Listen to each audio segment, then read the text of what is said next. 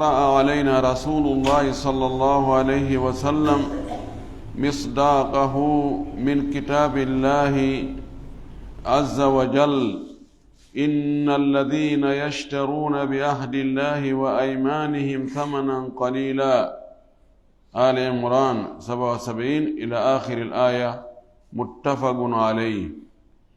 يتي الله سبحانه وتعالى تدد مون تو دو سني دو حند دو يتي دو ينتري يجول ان الادم محمد صلى الله عليه وسلم او مو انول يمدن سب يرمي يجول صحابه بن فو وجولا هورا كلا جوكو دينا كبه جوكو كام والله جوكي en kan dina don o tabintina en hore makka o jitta en der makka kadi allahumma amin. walli fiiro ndo yalla yurmi namo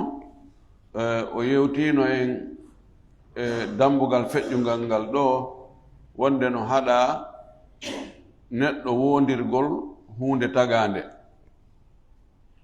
o yewti en harmugol muɗum e hadisaji holluɗi wonde ɗum ɗon dagaki few wona yo neɗɗo wondir hunde tagaande. ko wondirte ko Allah on wondirte inɗe makko ɗen e sifaji makko ɗin. hande ngal dambugal ɗo o yewti en kadi fayin ko yowodiri e wondore nden. ngal dambugal feƴƴungal ɗo wondirgol hunde tagaande woni on tigi ko gonga o wondi, woni ko fenande o wondi, fof no haɗa no harmi. ngal ɗo dambugal noon hara ko on tigi ko inde Allah nden o wondiri, ma sifaji Allah ɗin o wondiri, kono o fenay. mawnugol ɗum ɗon, hulɓinagol ɗum ɗon, bakkatuji mum ɗin ko ɗum o yewta en ɗo. ngal ɗo dambugal ko ngal ɗo watti 315. o wi ngal babu taglidil yamini alkadibati amdan, dambugal yewtaygal fi tiiɗingol mawnina wondore fenandere hara koye hoore tembete. on tigi wondore hara mo andi o fenay e wondore nden, hara kadi o tewi o feni. ɗum tiiɗugol, ɗum mawnugol, ɗum hulɓinagol. fenande nden ko wiyete fenande huwa ma khalafa alwaqi', koko tawata no luutodiri e ko waɗi ko. woni on tigi o wi o waɗi tawa o waɗali, ma o wi'a o waɗano tawa o waɗi. ko o wowli kon e hunde wande nden no luutodiri, ɗum woni fenande. ɗum ɗo noon woni ko kanko tigi ko actu makko, ma ko actu goɗɗo goo. so wondi wonde ko kaari wowli ɗum, hara mo andi o fenay kaari wowla ɗum. ma ko kaari waɗi ɗum, mo andi o fenay fus kaari waɗa ɗum. ma kaari wino, ma kaari wanno, emo andi ɗum waɗali few.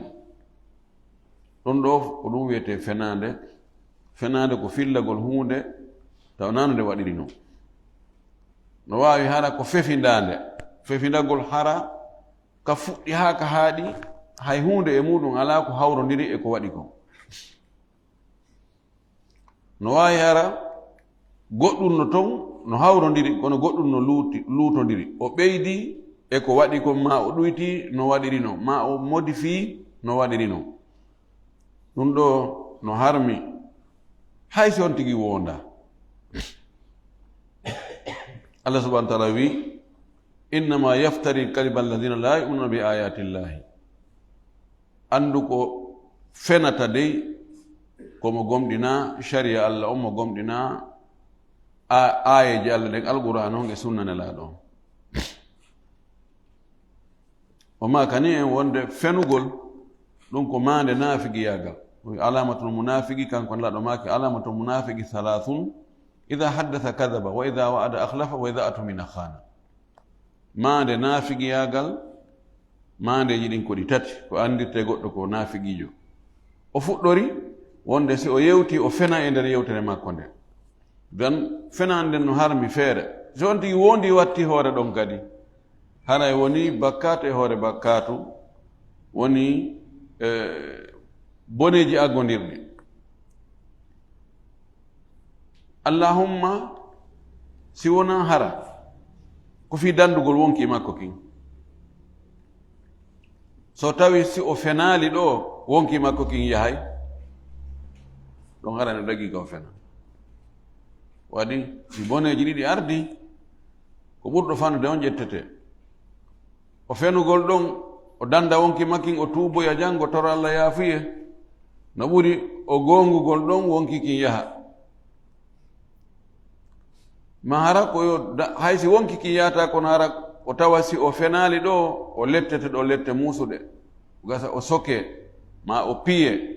ma o wirte ma jawdi makko bonne ma yane e ɓeygu makko ko ɗum waɗi annabi Ibrahim sallallahu alayhi wa sallam ɓaawo lanɗo on landike mo o debbo mo wonduɗa ɗo ko ɓeygu ma ka ko bandirawo ma ko ɓeygu ma ɗo o feƴƴata ɗo o haray mane goɗɗo rewtaɗo e ɓeygu mum feƴƴa ko bandirawo ma no o wayaɗo ni o ko bandirawo an no o faandi ko bandirawo makko kal islam ɓay ko kamɓe ɗi tun woni julɓe fii wota oya yanno e ɓeygu makko ɗon o kaafini ɓay o soppoyi sanamuji maɓɓe ɗi ɓe ari man faal hada bi alihatina innahu la min alzalimin hombo waɗi ɗum ɗi allaji amen en mbawa ko toñone addema ɗo ɓe qalu samina fatan yadkurun yuqal lahu ibrahim min nanini goɗɗo no wola ɗi ko boni no sabota ɗi wiyeteɗo ibrahima ɓin addema ɗo an waɗi ɗum ɗi sanamuji amen bal faalahum kabirum hada na min dey ko jandumaji on ko mawdumaji on waɗi ɗum faandi ko ngoɗo sappori yongo makko ngon sanamuɗu jandu ɗum ɓay o soppiɗi fof o acci ɗon janingin ko o soppirɗi ko ngo warki e janingin ɗon ko inni ɗi jaɓanali janingin wi yamiriɗi ɗi jaɓali on soppiɗi o munci ko fenande kono ko fi o dandu wonki makko ki almuhim si tawi ko fi dandugol wonki harayno dagi kono sina ɗum tewagol fena tentini si tawi nden fenande nde on tigi tewi feni ko fino o hendora jawdi goɗɗo ɗum ɗon ɓuri hulɓinade kadi woni boneji tati aggodirɗi o feni o wondi o ñaami haɓɓe goɗɗo billahi wallahi min ko min jeyi nde tumbere ɗo mandina tumbere makko few billahi wallahi mo joganimi hunde kaari billahi wallahi min ko min jeyi ɗum o feni o wondi si o jonnitama ɗum no kadi ne ɓay o wondi usade mbaɓe wondi andi ɗo hara yoɓe ƴettu boneji aggodirɗi kono seytane ɗayna yimɓe goo ɓe sikka ka adna ɗo si a laawike yimɓe ɓe a laawike kaso a laawike felore haray gasi ɓe anda goɗɗum no habbi to ka jittidirte toon piiji ɗin ɗum no arade yeeso dan ko fuɗɗori ɗo hadisaji ɗin oɗo hadis ko o watti wulure 112 oɗo ko abdullah bnu masudun ko fillimo radiallahu anhu anna nabiya sallllahu alayhi wa sallam qal wonde nulaɗo allah ngo maaki man halafa mo wondi ala mali mri'in muslimin e hoore jawdi neɗɗo julɗo o wonda e hoore mari wonde ko kanko jeyi o wonda fino o hendora jawdi neɗɗo julɗo kadi bi gayri haqqihi hara na e hoore haqqe mum na e hoore gonga makko few si tawi koye hoore haqqe nam tawi goɗɗo yetti jawdi ma ndin a tawi ko si a wondi si hetta jawdi ma ndin wondu kono tawa wona e hoore gonga de ko fi tun hettugol hendagol jawdi goɗɗo ko ngol ɗon o tawa ngolɗo laawol tun o wawata rewde o hetta ndi jawdi o wonda no laaɗo maki lagi allah o hawro e allah ñande dargal wa huwa tawa kanko allah alayhi e makko kanko wonduɗo oɗo fenade fi hendagol jawdi siɗɗo muɗum o wondi o hendidi o hutori ndi tawa allah o gadbanum hino tikkanimo pellet hay ka aduna ɗo si wonti noddama ka présidence taw ko honɗumɓe noddirimi toon minen ɗo ko ɓeyni men naɓe on tigi hewti tawi lanɗo on no suuri no moni o fotti e gite makko ɗen tomo tawi gite ɗen ko gite moniɗo pelle to mapoto taw ko honno mi yaltita ɗo hannde ɗon ɗon len no waawi woɓɓe no waawi tefude no haray oɗo ko neɗɗo meɗen ko ɓay tun haray o falji ko ni e ni ɓe ɗabbamo ɗon ha ɗanena gasi joni wiya kono ta ɗum fillo kono tawi noon ko Allah subhanahu wa taala ko on mbo suusi are ɗo ina e Allah oɗo haray ɗo ko siɓɓe amen ko minen woni gootum ɗum ko nokku gootum men iwruno o ko taalibaji an o ko ɗum ɗo e ɗum ɗo an ko tana qala o wi kanko Abdullah ibn Mas'ud thumma qara alayna rasulullahi sallallahu alaihi wasallam misdaqahu min kitabillahi pawnlaɗo maaki ɗum ɗo o jangi ko gonginta ɗum ɗon kon ka deftere Allah hollata wonde mo tewi ke feni fi wondore fenandere fii no hendora jawdi musidɗo muɗum tawana e hoore gongale ɗum kamba mum on no ka alqur'ana o wi inna alladhina yashtaruna bi ahdi llahi wa aymanin thamanan qalilan ulaika aina hufad ulaika alayhim la'natullahi wal malaikati wan nasi ajma'in ɓeɗo ɓeno soodira aayeji Allah ɗen aadi Allah ndi wondoje ɓe sooda ɗum coggelel fanɗugel fanda ɗon ko hendagol piihum ɗan wiyama coggelel fanɗugel ko woni ka adna kon fopp no fanɗani Allah ko woni ka adna kon fof so heɓɓidirama e aljannara e no fanɗi ɓe soodira ɗum ɗon wondoje ɗen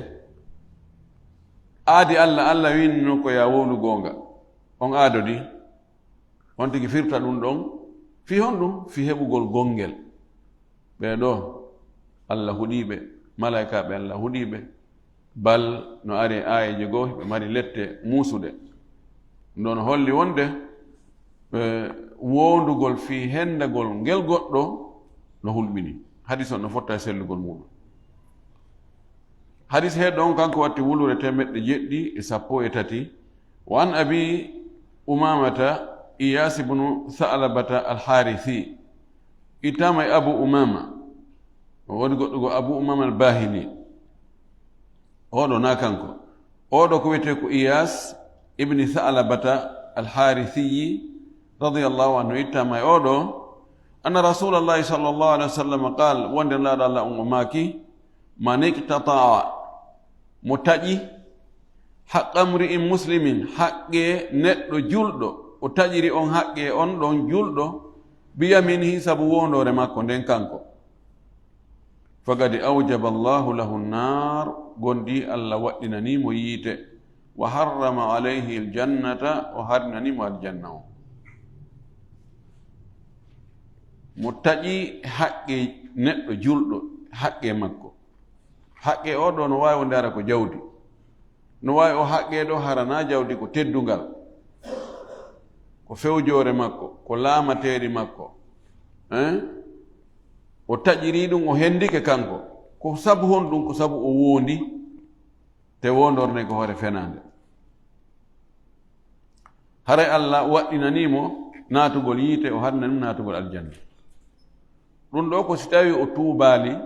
o maayi o tuubali o tori oɗo yaafuye o mo o ƴetti jawdi muɗum ƴettiri jawdi ɗin sabu wondugol gasa ko ka ñawore ka justice si tawi joni yimɓe poɗodiri komin jeeyi ɗum ɗo o na an jeeyi komin jeeyi si ɓe yahi ka ñawete ton wullitiɗo on attiɗo wiide kañum jeeyi on ko landete addi dalil ko honno woni on ɓe woni seedeɓe maɗa wonde ko an jeeyi ɗum honno woni dalil no gasa hara o mara dalil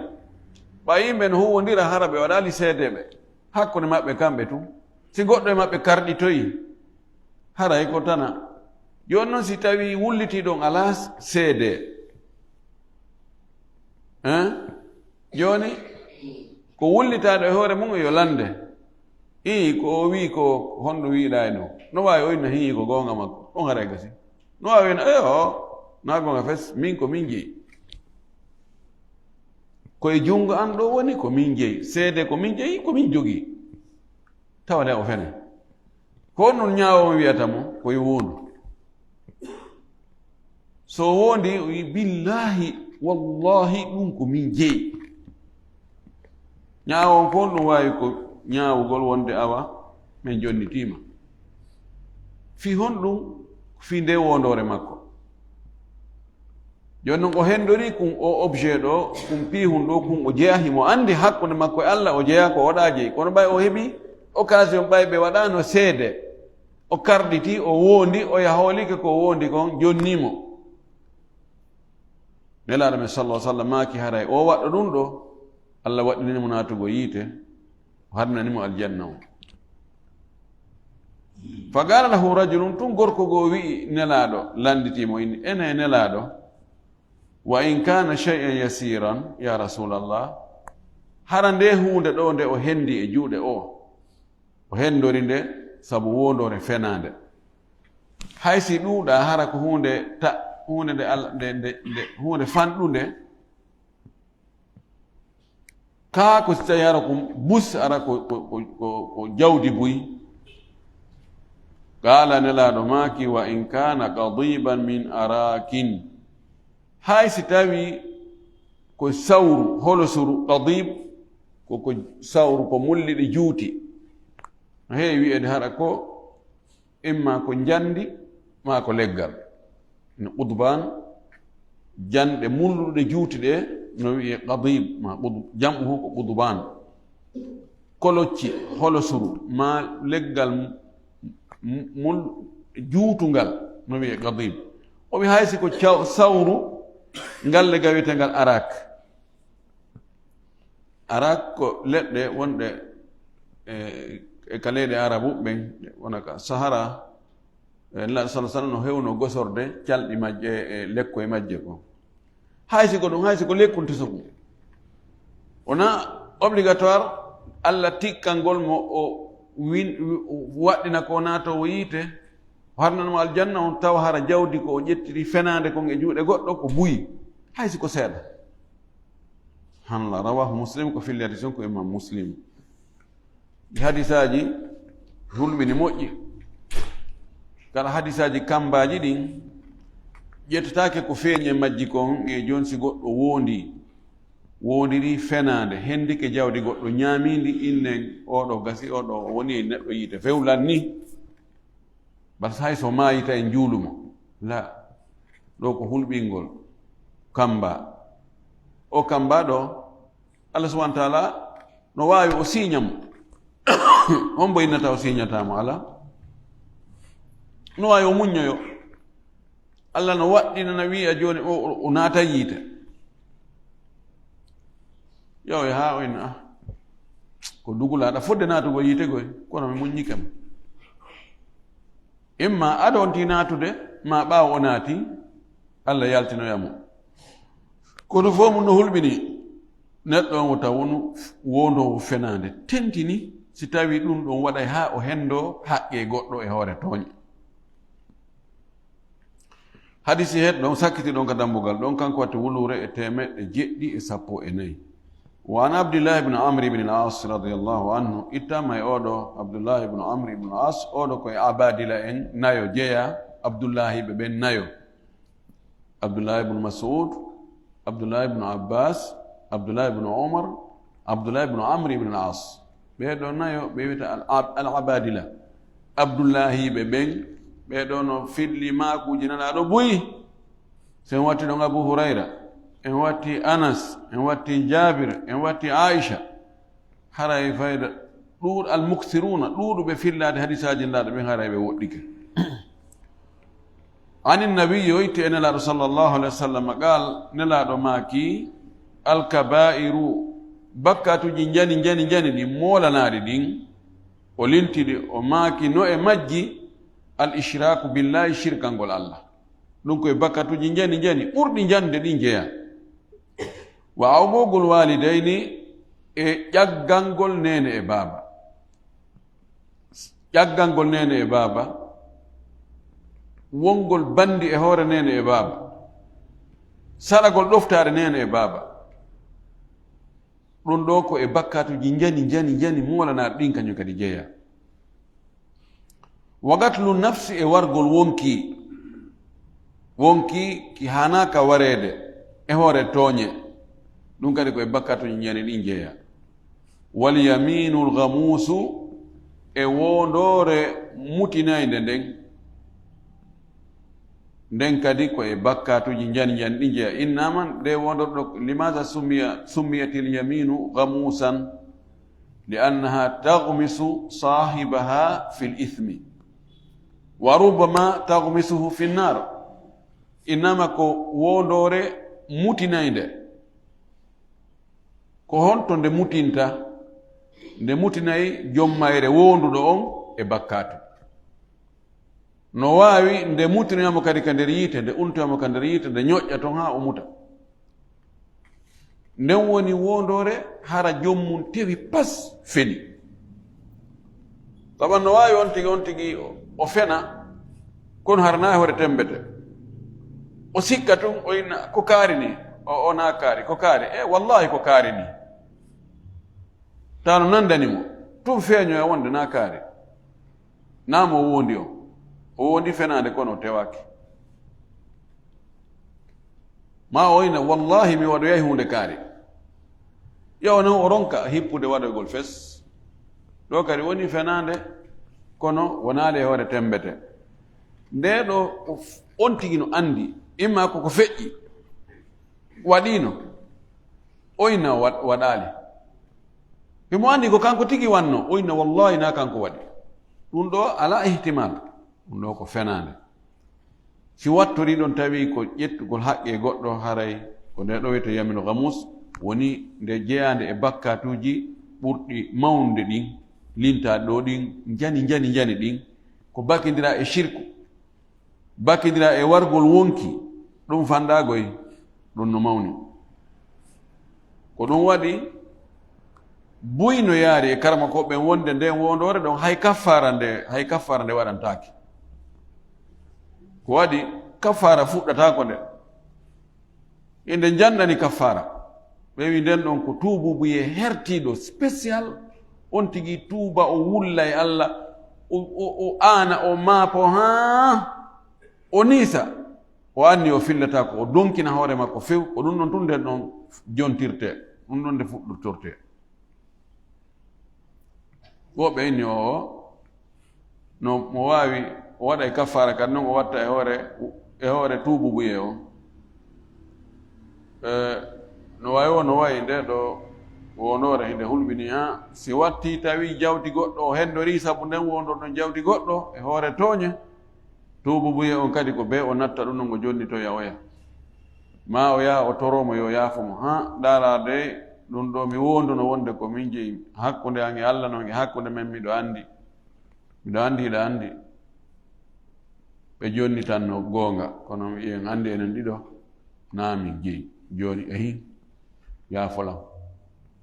taw jaka aduna ɗo ko rewa feƴƴa mi huli tagrulam o jonnitamo ma ha yaafolam mi ñaamino yaafolam yandi yaafolam o inna mi yaafike haqqe goɗɗon ko be kanko tigi o yaafo. oɗo hadis ko fillima ko imamul Bukhari. wa fi riwayatin lahu no e filla e makko kanko tigi imamul Bukhari anna arabiyan wonde neɗɗo jeyaɗo ka fulawa, neɗɗo jeyaɗo ka dowri, jaa o arino ila nabii sallllahu alayhi wa sallam o ari ka nelaɗo fagala o wii ya rasulallah ko an yo nelaɗo Allah mal kabairu ko honɗi woni bakkatuji jani ɗin. faala ya yeetolan bakkatuji jani ɗin ɗi bakkatuji jani mo rentike ɗi tawi o ala ɗe wadde fes haray mo e jang to so koy Allah yaafoto koy e kadi dewe konti woni wadde kon yaafoto on tigi ala mo watta bakkatu enam ɓiɓɓe adama kullu bani adama khata'un wa khairu khata'ina tawwabun en fof en waɗa e bakkatu so koy kono ɗaɗumaki ɗi waktuji joyi ɗi juuleten fana on monta e bakkatuji waɗa on tosokoy konti watta kon ɗo e alansara monta ɗon e futuro monta ɗon e geeƴe monta ɗon e subaka monta ɗon e fana ko laawi ɗon montaka kon juma kadi ha e juma monta e ko woni hakkunde mum kon ko fuutoyi ɗon wo kadi suumaye ha suumaye ma umra ha umra ma hajju ha hajju sifa ɗum ɗon montaye e konti wiyata astahfirullah wa atubu ilay e ko wayi tawana noon to sokoye koye kono ɗiɗo jani ɗo ɗum ɗon fopp montataɗi ko tuubu wiye hertiɗo e niisugol e mapagol ana holla Allah ande nden ko ɗum tum montata ɗin ɗon goyi ɓay o landike mo nelaɗo makani mo al ishraku billahi shirka ngol Allah koye bakkatuji jani ɗin jeeya qala o kanko landiɗo on o wi summa madha si feƴƴi ɗum haray kadi ko honɗum woni bakkatu jano qala nelaɗo maki al yaminul ghamusu ko wondore mutinayde nden qultu wimi wama al yaminul ghamusu ko honɗum woni wondore mutinayde qala o maki kanko nelaɗo alladhi on yaqtati'u mono taƴa malamri'in muslimin jawdi neɗɗo julɗo yani bi yaminin sabu wondore huwa kanko fiha e wondorne kadibun ko o fenuɗo ko nden woni yaminul ghamus ta'riful yaminul ghamus o wiɗo kanko ko al yaminu allati yuqtata'u biha malu mri'in muslimin bil kadib ɗo o waɗi gaydu wonde nde ɗo wondore yaminul ghamus koye taw hara ko wondi kon ko fino hendora jawdi goɗɗo e hoore tooñe so wondi wondore fenandere nden ɗon o ƴaaɓori nden ɗon fi hendagol jawdi goɗɗo e hoore tooñe ko nde ɗo woni yaminul ghamus e o riwaya ɗo kono riwayaji goo no holli wonde si tawi tun on tigi tewi pas o feni haysi nafi hendagol jawdi goɗɗo haysi nden fenade poɗanalimo jawdi poɗanalimo geɓal poɗanalimo teddugal poɗanalimo nafoore a hunde ɓaytugi mo andi ko fenade o teki pas o wondi e hoore nden fenade ɗon wona fi ko wiɗen ko dandugol wonki makko ma jawdi makko ma teddugal makko hara nden kadi ko e yaminul ghamus jeeya ko woni tun o yaminul ghamus kadi a sikka eno mari darajaji si tawi hendagol jawdi goɗɗo ala nder ton hara eno sindi si tawi hendagol jawdi goɗɗo naati nder ton haray ɓeydi hulɓinade en toriki Allah subahanahu wa taala yo Allah wallu en haare enen ɗenɗe men ɗen tawa ɗenɗe men ɗen ko gonga ɗe wowlata tawa ɗe poɗanta en bakkatuji o yaafo en ko wonɗen e faljude kon fuu o jaɓanen ko wonɗen e rewde kon fof wa akhiru dawana an alhamdulillahi rabbil alamin wa sallallahu wa sallam wa baraka ala nabiyyihi al amin وعليكم السلام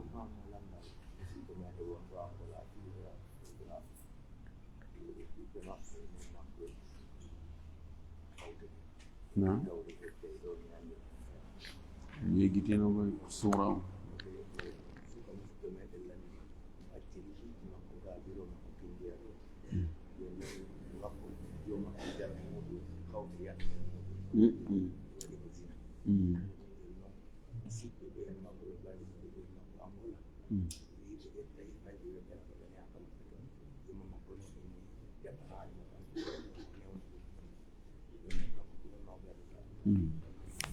ala landal ɗo ko musidɗo meɗen wonɗo Angola yumma makko no kindiya ɗo e geɗal e ɓiɓɓe makko goo jiwo makko no wondi e yumma makko kindiya ɗo jon noon ɓeɓe kawtirɗon kawtal makko go suka waɗidi e jiwo on zina ɓe nanga ɗum feeñi ɓayno ɗum waɗi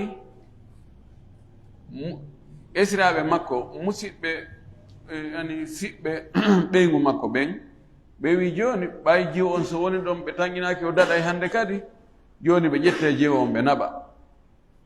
ɓe ne'amo toon ɓe dankomo toon ɓe hiwamo ɓay si o wondi e pati makko ɗo ka baaba e yi murani ɗon ko wonto fokkiti si sutti haray accingol ngol satti yumma makko wi ɗum ɗon watta few jiwo on ko ɗon ngo wonata janwo tanawo joni noon kanko suka on ɓen jiwo ngo maapike yuma makko nangiri sengo Israel makko nangiri sengo